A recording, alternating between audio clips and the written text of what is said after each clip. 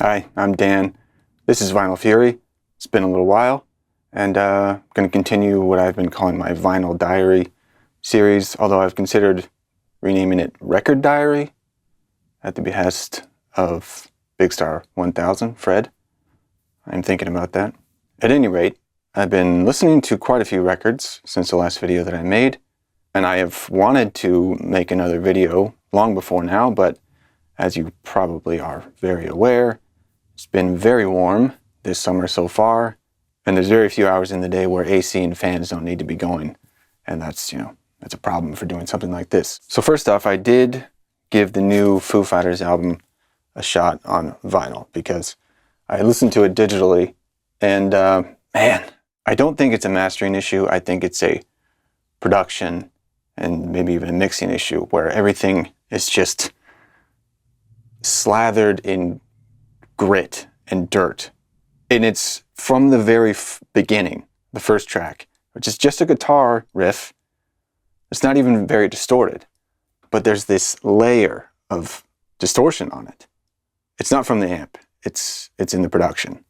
And it's just like right away, like, oh, why do this? And then when it comes in, I mean, the drums are just smashed, especially when in the choruses of stuff. It's just such a cacophony of things that you can barely tell what any of the parts are. And it's just such a disappointment because this is actually the best Foo Fighters album in at least 10 years. I think Wasting Light was the last one that I thought that I really enjoyed.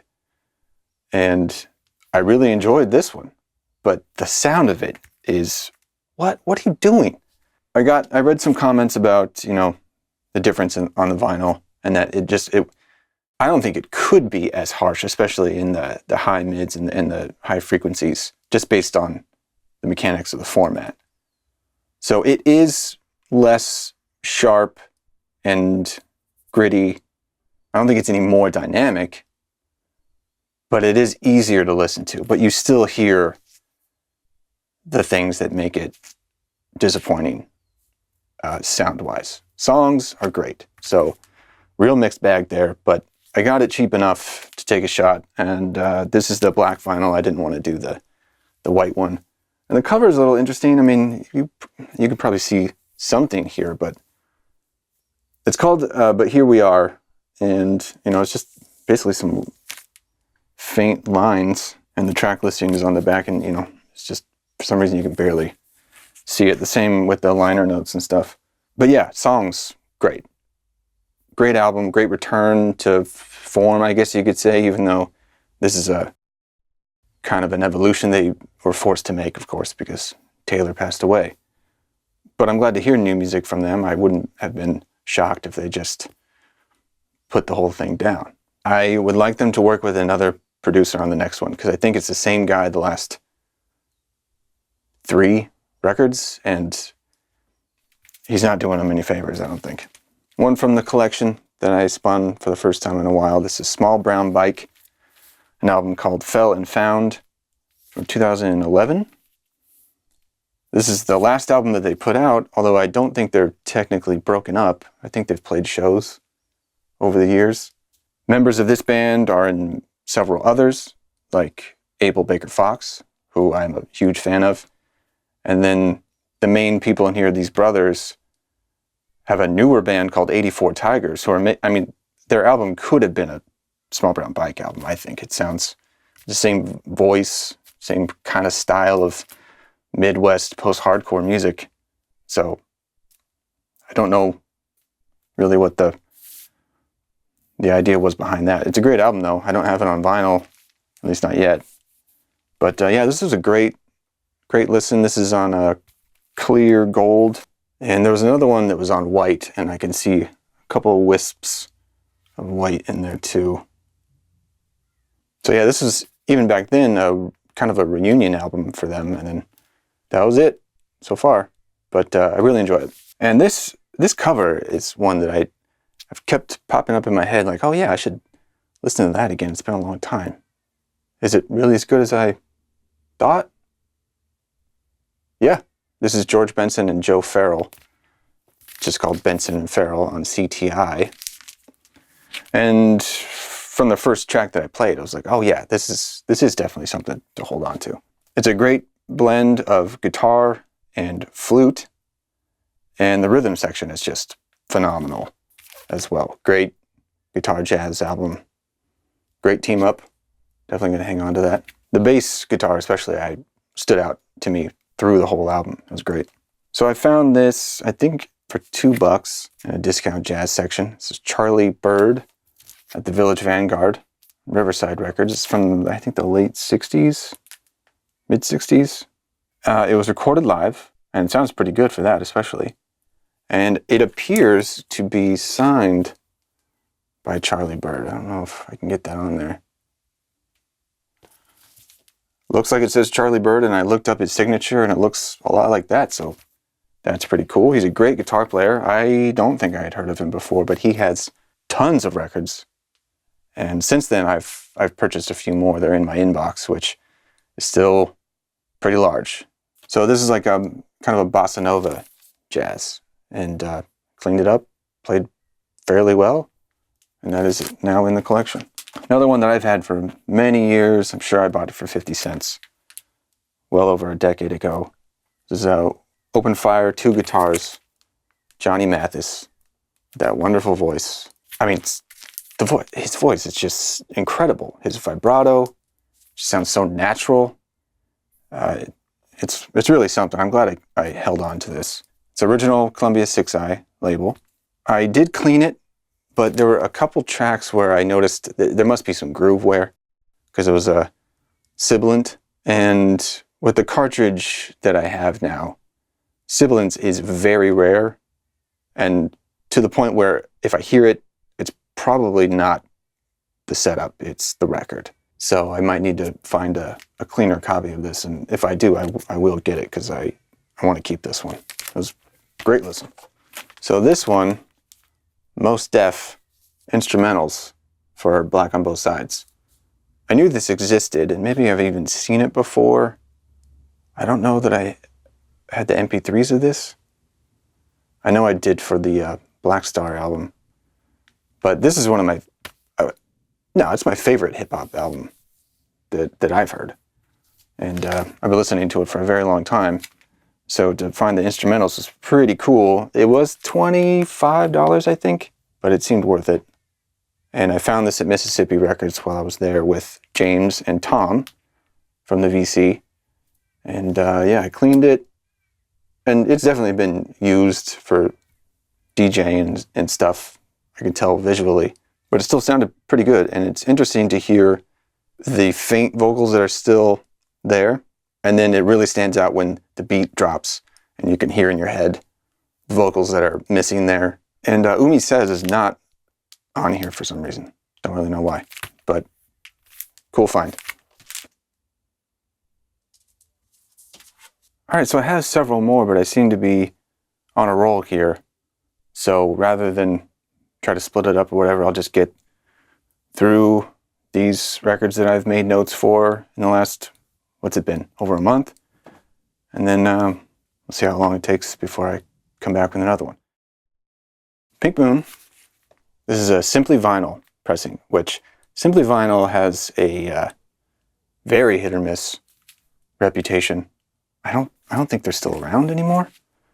This is the original one from, I forget, I think it was 2000. Still has the sticker there on the original sleeve.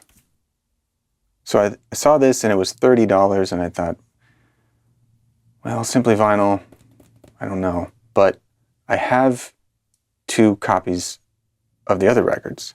And I only have 1 copy of Pink Moon, which is the box set from 2012. Great. I mean, that's got to be the best version you can get besides the original. But I looked it up and consensus was not bad for Simply Vinyl especially. And I knew that if I didn't particularly care for it, I could sell it, not lose anything. So I gave it a try. Actually pretty darn good.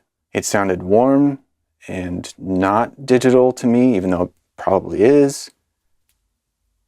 Listen to it in headphones, and solid. And you can still get it, I think, on Discogs. for 30 to 40, 50.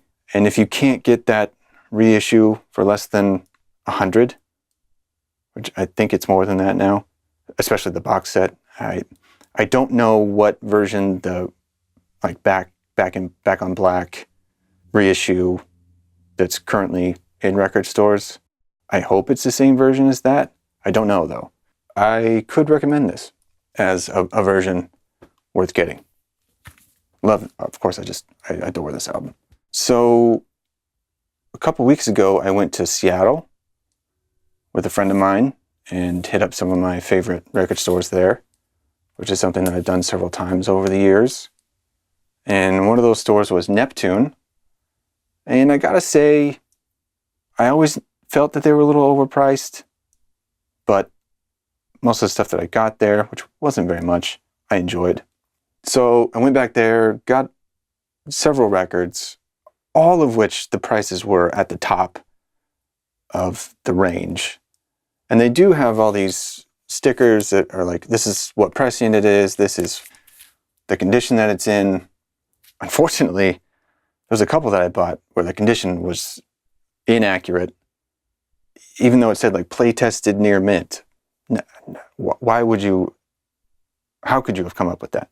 I mean, I saw several things that you don't normally see, I don't think, but just the balance between condition and price and all that stuff. I don't think I'll go back, but I did get this. I mean, speaking of like too expensive, this was $12. Larry Carlton, who I enjoy, great guitar player. He's still around, still making music. This is a 1982 first press, and this was near mint. It still had the shrink on it. Great guitar, jazz album, instrumental. It was awesome. So I did enjoy it. I'm glad I picked it up. I hadn't heard of this one before. I have at least one or two of his other records. Anyway, there'll be some more from the Seattle trip as I go through the inbox. Something that's been in the inbox for some time now is Kulo Se Mama by John Coltrane. And this is a Japanese pressing that I found at Little Axe, and I think it was 35, but it was in just very near mint condition. It's a gatefold on Impulse. And it seemed worth a shot. It doesn't have the Obi strip, but just everything else is just fantastic condition, and it was great. I really enjoyed listening to it. This is not, my favorite things, Atlantic Coltrane, but it was engaging, and I look forward to listening to it again. And I got another Japanese Coltrane more recently that was even more expensive, and I haven't listened to it yet. Another one that I've had in my mind's eye to listen to for a while now. This band is called NK, or at least it was at the time they made this record. They were originally called North Korea. You can imagine why they adapted that. This is called Nothing to Be Gained Here. It's their only full length. They put out a couple of EPs before this. And it started as two members of Envy on the Coast. One of them left before they did this record. It also features, I believe, the drummer of Dillinger Escape Plan. So a bit of a Long Island supergroup.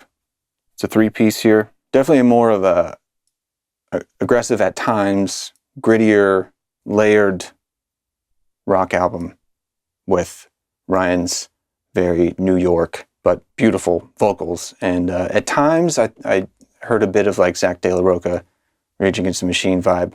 So I have a long history with the members of Envy on the Coast, so when I knew they were doing this, I was on board and hadn't listened to it in a long time, and I know they're proud of it. They haven't done anything else as NK since. This is pretty great. I think you can get this on vinyl for fairly cheap, because it's still fairly underappreciated, unknown. It came out on Triple Crown Records 10 years ago. So I would check this out. Maybe I'll use one of these songs as the outro. This is the orange vinyl, which was limited to 100 copies, and I love orange vinyl, so that's perfect for me. A couple more minutes before my time is up on this recording. So Art Blakey and the Jazz Messengers, Moanin'. This is a reissue, from what I can tell, from 2009 on Blue Note. It was like $15 used. I knew it was something that I should have, so I grabbed it, and very good, obviously. Classic. I mean, you can get, you know, more audiophile reissues of this. Yeah, it's the first Art Blakey that I've put in the collection. If you got recommendations for others I should look for, go ahead and let me know. Decent pressing, but it sounded good. And this is when I found, it wasn't even in the right section when I found it, but I knew I would enjoy it. This is a Windham Hill record from Daniel, I think, Hecht. Maybe is how you say that. This is called Willow. It's a 6 and 12 string guitar, very much in the vein of like Alex DeGrassi and William Ackerman, who are both involved actually. Alex plays lead on one of these songs. William Ackerman is the owner of Windham Hill. He's apparently an author now, and a fairly successful one, and left the music behind a long time ago. But this is his third release, and he's a damn good guitar player. This is a beautiful album. It's pretty much near mint condition. I think it was $2. I actually think he had a medical condition that rendered him incapable of playing guitar, which is why he no longer does, which is a shame. But I think he has 2 more albums before this. This is his last one from the early 80s, 1980. So I'm going to be on the lookout for those other 2. I think one of them was just reissued and is apparently very good as well. So I'm going to track that one down. All right, my time is up. Thanks for checking this out. And until next time, take care. Enjoy your music.